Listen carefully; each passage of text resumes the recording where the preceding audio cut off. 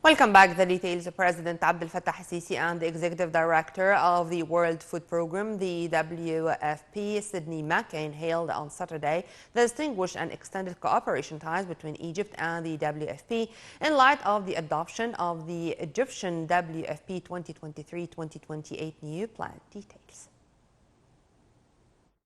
President Fattah al-Sisi received on Saturday Executive Director of the World Food Programme, WFP, Cindy McCain, in the presence of Minister of Agriculture and Land Reclamation Said Al-Qusir. Presidential spokesperson Ahmed Fahmy said the meeting discussed distinguished and extended cooperation ties between Egypt and the WFP, stressing mutual keenness to strengthen these relations, especially in light of the adoption of the Egyptian WFP 2023-2028 new plan. President Sisi stressed the importance that Egypt attaches to issues of food security and nutrition at the national level with regards to the school feeding program and Hayya Karima and Takaful Karama projects, which contribute to achieving food security through developing Egyptian countryside. For her part, the executive director expressed her appreciation for the projects, describing them as successful models for use in other countries. The spokesperson stated that the meeting tackled a number of regional files, most notably developments in the situation in Gaza Strip, where McCain voiced appreciation for the Egyptian pivotal role in providing support to Palestinian people. In this context, the president asserted Egypt's deep concern about continued deteriorating situation of humanitarian conditions in the enclave. In addition, President Sisi reviewed the intensive efforts that Egypt is making around the clock to ensure entry of largest possible amount of aid. He also voiced Egyptian continuing efforts with various regional and international partners to push for immediate ceasefire.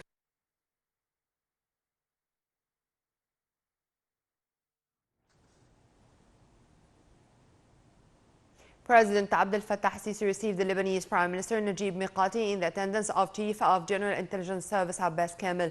Presidential spokesperson said that the meeting witnessed the underscoring of strong historical ties and continuous coordination between Egypt and Lebanon. During the meeting, President Sisi stressed Egypt's support to the Lebanese institutions in a way that preserved the stability of Lebanon and its people, which was hailed by the Lebanese Prime Minister. For his part, Mikati affirmed the importance of Egypt's role in backing the stability of Lebanon, which reflects the special relations between the two countries. Presidential spokesperson also mentioned that the meeting tackled means of boosting bilateral relations in different fields. The talks also tackled regional developments and Israeli military escalation in Gaza. Mikati also praised the Egyptian role in this dangerous crisis on the political and humanitarian sides. The president reviewed the efforts exerted by Egypt to push towards the ceasefire and providing a corridor for humanitarian aid. The two sides also underscored the necessity that the international community holds responsibility in this crisis through intensive action to contain the situation and evade the extension of violence in the region. Speaking at a news conference in the Jordanian capital Amman, Egyptian, Jordanian and American top diplomats stressed the necessity to protect civilians and facilitate the entry of humanitarian aid. Here are more details. Arab leaders on Saturday urged an immediate ceasefire in Israeli military offensive in Gaza, pressing American Secretary of State Antony Blinken to convince Israel, but the top U.S. diplomat said such a halt right now would only allow Palestinian group of Hamas to regroup and attack Israel again. In a rare public disagreement at a news conference in Amman, foreign ministers of Jordan and Egypt standing alongside Blinken repeatedly pushed for a cessation of hostilities, saying the death of thousands of civilians could not be justified as a self-defense.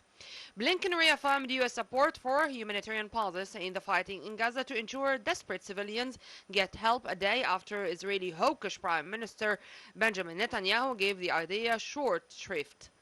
Foreign Minister Shukri stressed that the international community's responsibility always is to seek the cessation of hostilities, not promote the continuance of violence.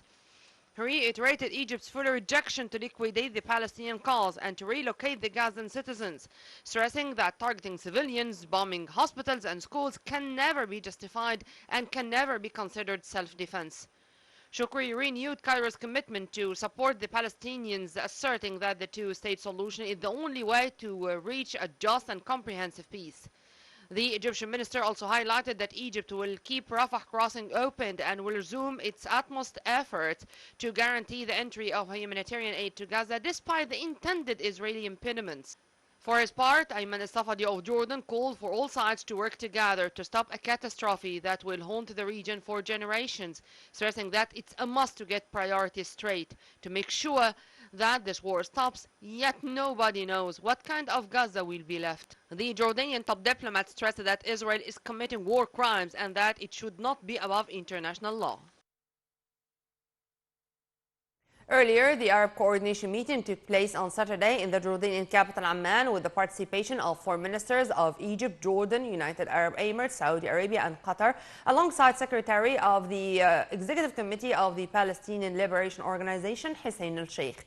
The meeting discussed ways to coordinate efforts to stop the ongoing war in the Gaza Strip, put an end to the Israeli occupation attacks on Palestinian civilians, and work together to secure the immediate and sustainable flow of humanitarian aid to the enclave. The Arab leaders stressed the Arab stance, calling for an immediate ceasefire, delivering humanitarian aid, and ways of ending the dangerous deterioration that threatens the security of the whole region.